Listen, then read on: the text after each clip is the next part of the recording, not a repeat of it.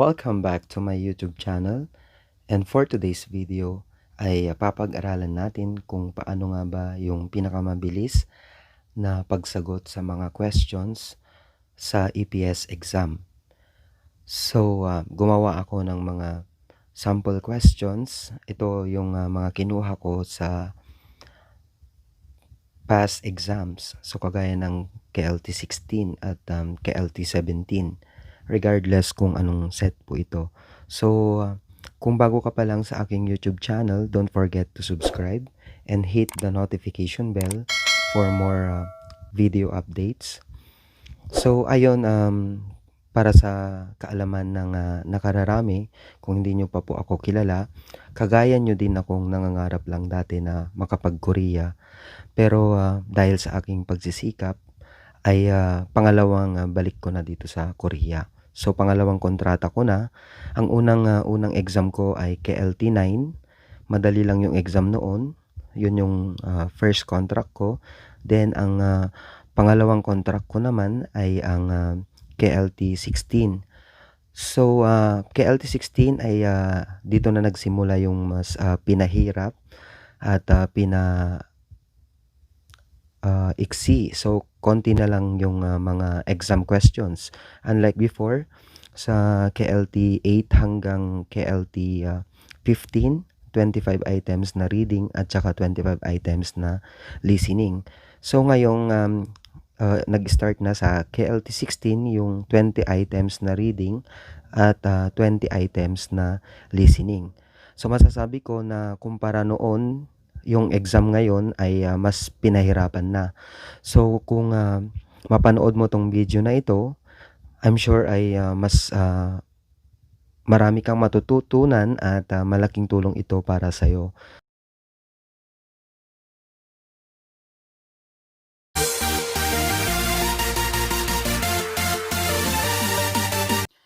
Number one is paano nga ba natin sagutan yung mga fill in the blanks.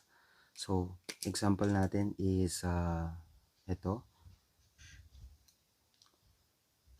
Bingkane turagal kajang almajon gosol koresepsio.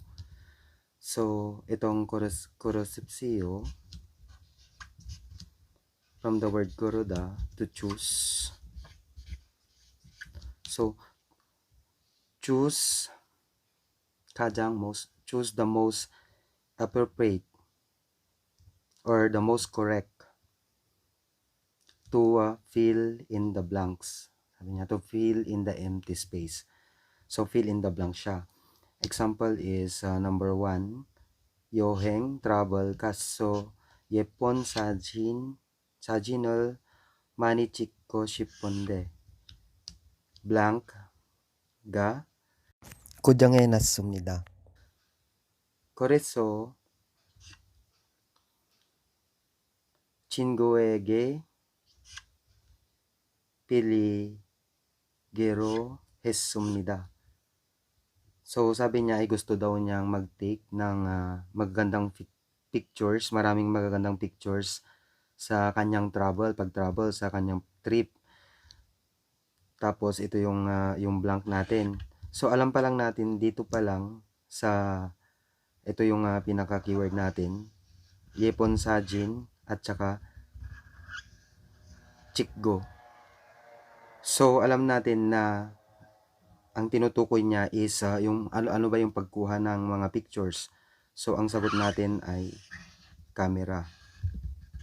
Tapos yon sabi niya is kujange nasumnida. So sira daw, broken, sira daw yung camera niya. Koreso kung kaya sabi niya nag-decide siya na humiram na lang sa kaibigan niya. To borrow, piligiro.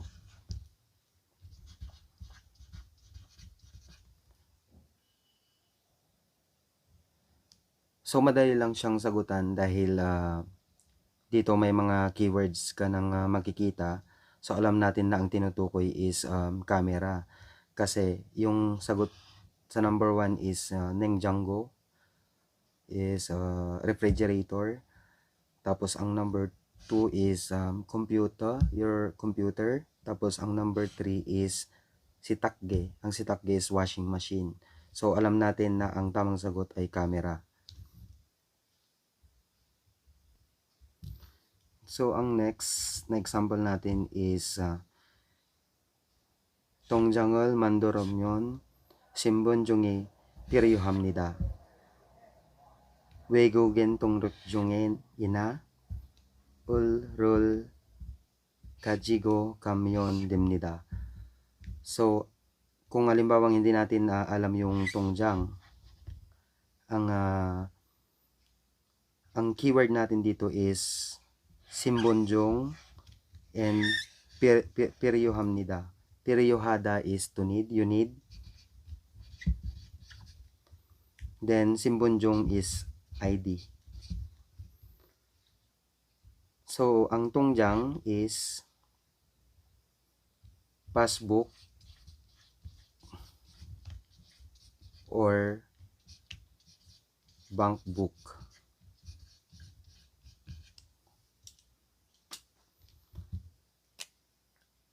So, sa pagmandulda,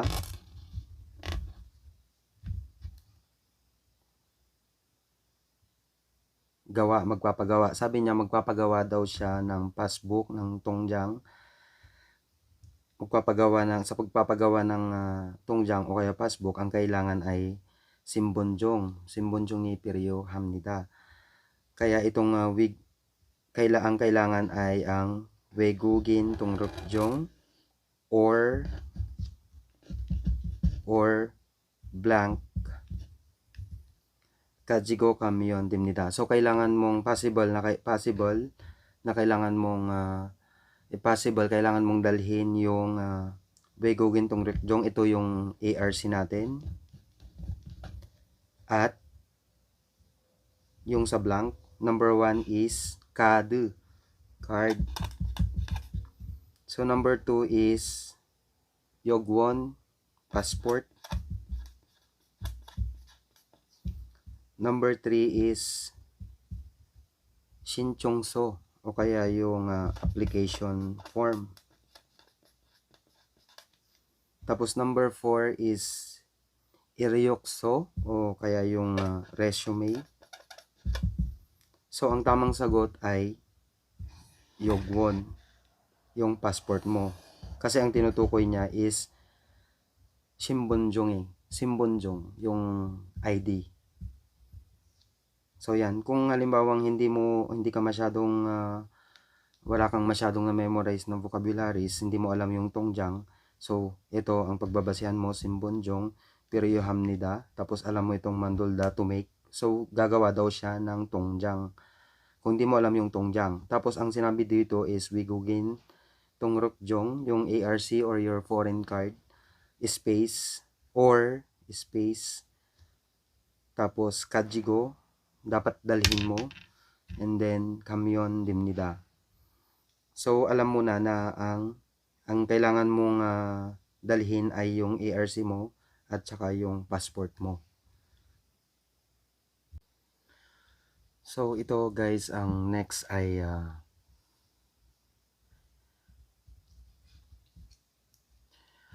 다음 단어와 관계 있는 것은 무엇입니까? So ito naman yung ito 관계 is related. So ito yung related sa mga words. Ito yung mga words. So ang number 1 is 동료, colleagues.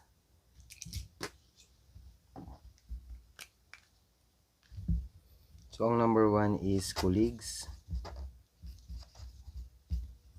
Tapos ang number 2 is kunmo, work. Tapos ang number 3 is 월급. So hindi natin kakalimutan to. Ito yung salary o kaya sahod. Tapos 외식. Ito yung company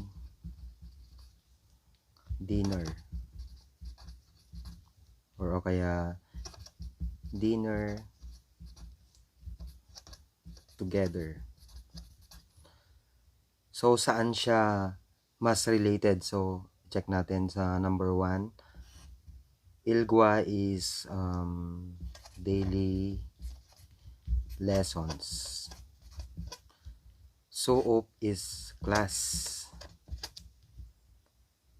Myongjol, ang Myongjol is another term for holiday. Tapos ang number 4 is yung Chikjang o kaya workplace or related sa work. So ang tamang sagot ay number 4. Chikjang kasi number 4 related sa sahod, company, dinner o kaya kunmo, tapos tungruyo sa colleagues. So ang correct answer is Chikjang. So ang next naman is taom tanuwe bisuthan marun mooshinika. So pag ito yung nakita nyo, ito ay similar sa word na ito.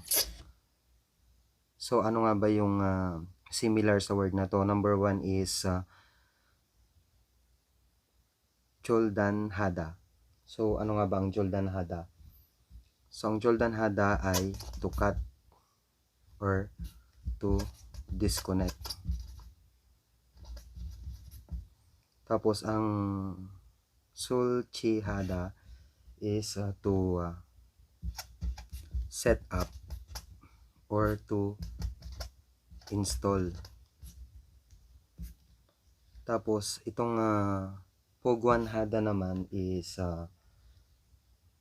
to store or to keep. So yung Chongdon Hada is to put in order o kaya pwedeng tidy o kaya pwedeng to arrange. So ang pinakatamang sagot, itong ano ba yung kunda o kaya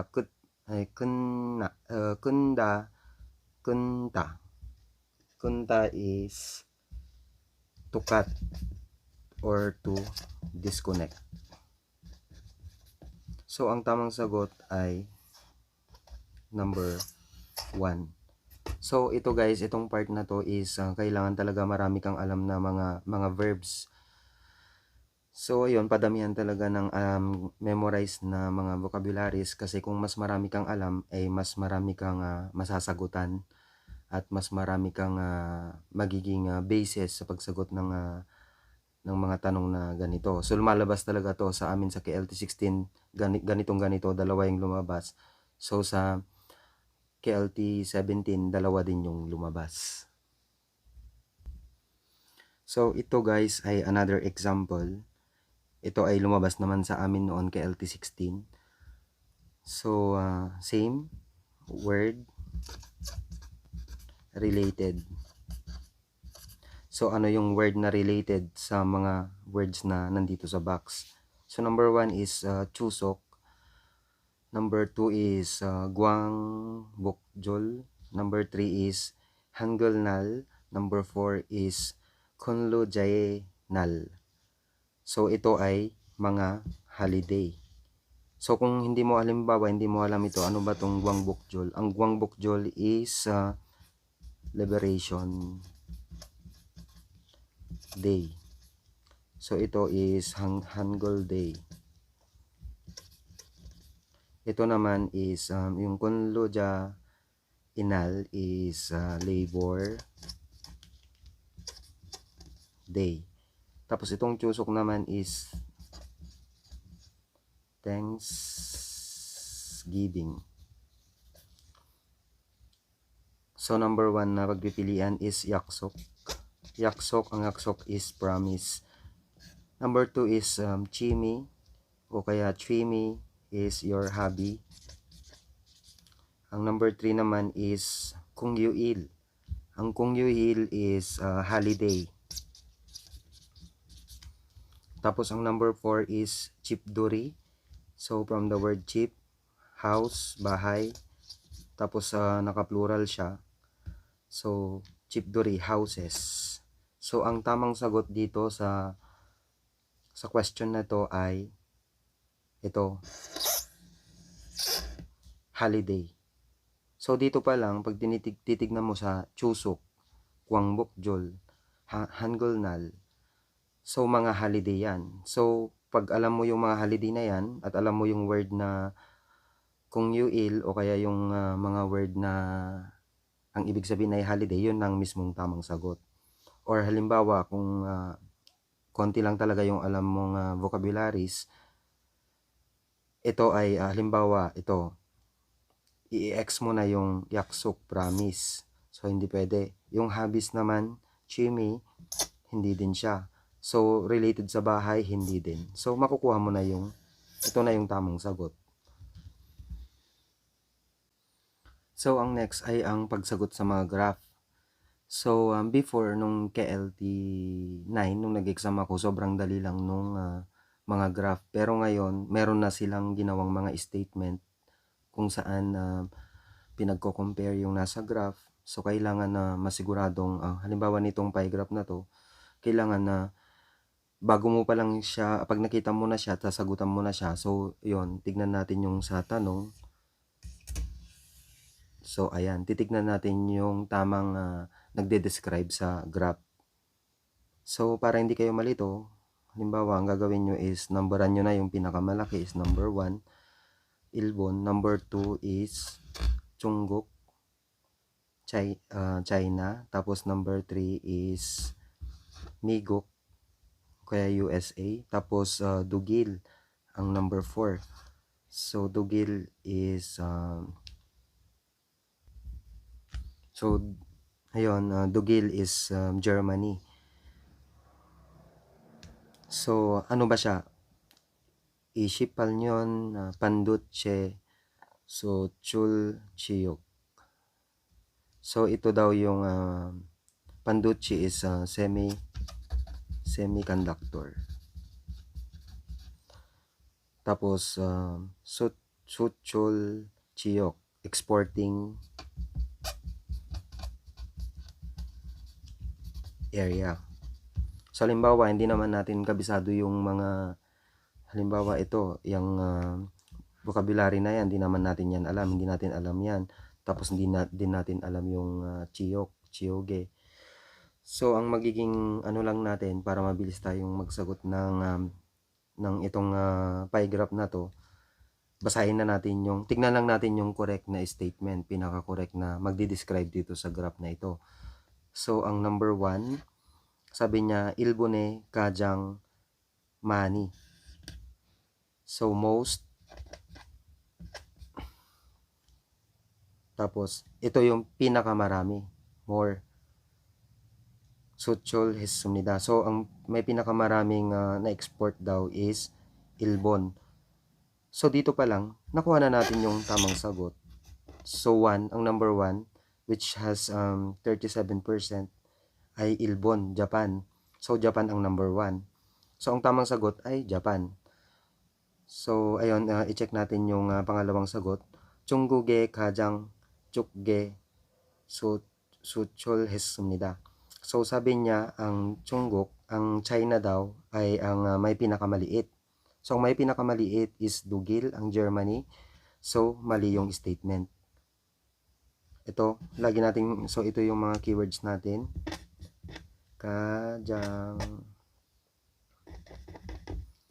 Kajang is most.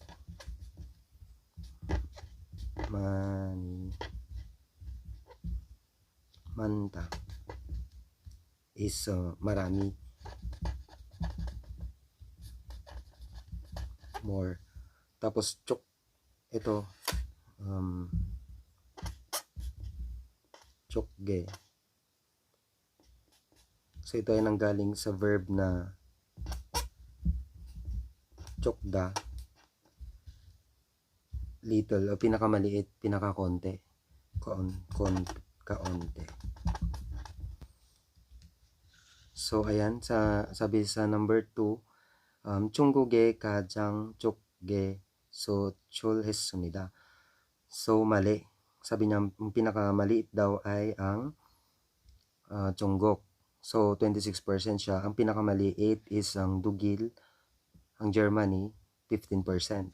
So mali na yung statement ng number 2. So number 3 naman is Miguge Tubonche. So ito yung magiging keyword natin.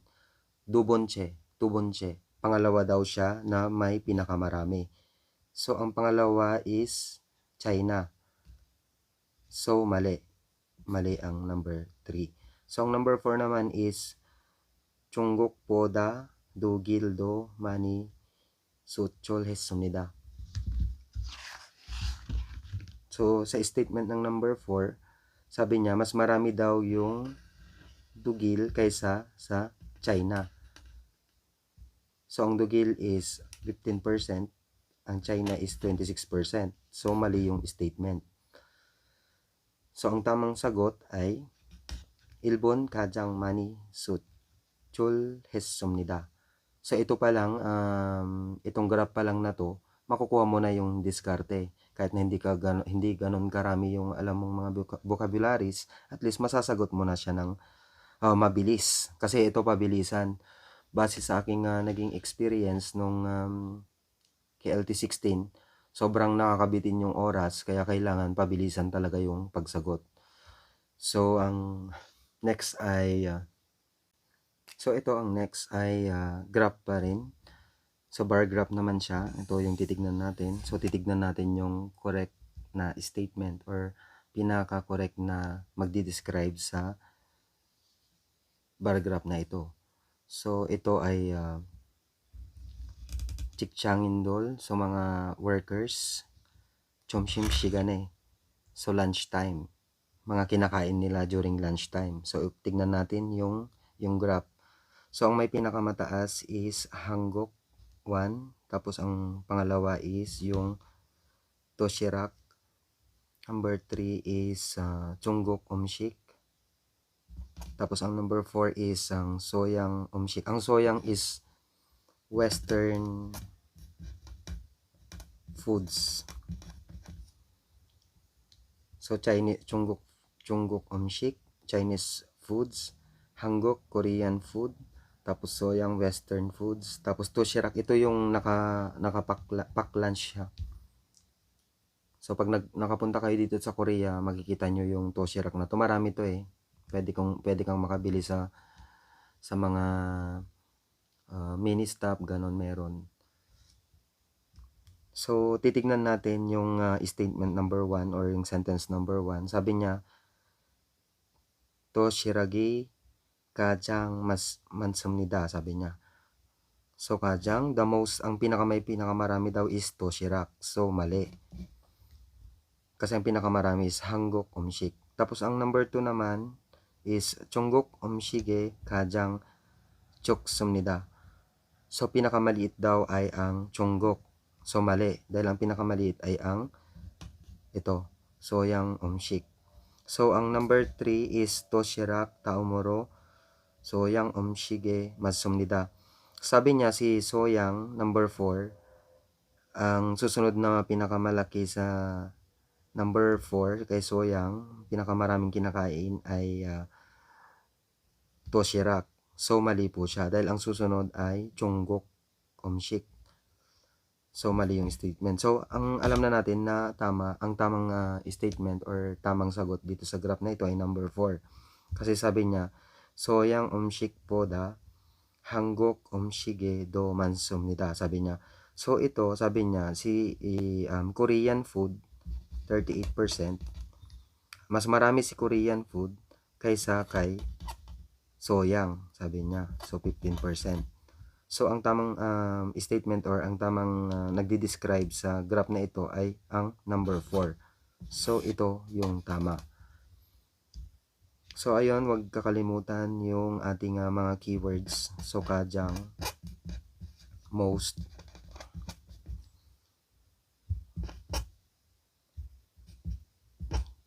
Chokda, o kaya Chokge,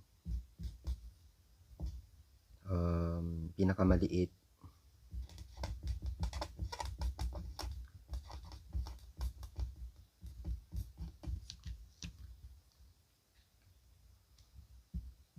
So ayan, madali lang siyang sagutan at, kung, mas marami kang alam na mga verbs, mga vocabularies, so mas malaki yung chance mong pumasa. So mahirap yung, babaka-sakali lang tayo para makachamba kasi unang-una, yung lahat ng mga natutunan mo ay magagamit mo din naman pagpunta mo dito sa Korea. So at least kahit papaano ay, mai-apply mo lahat ng mga napag-aralan mo, malaking tulong yon 'pag nandito ka na sa Korea. And, yun nga pala, gusto ko lang din na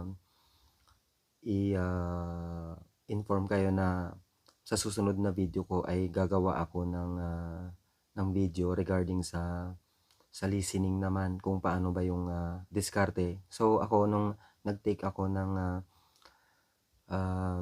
EPS exam nung KLT PBT 16, ang naging score ko sa listening ay, 17 out of 20.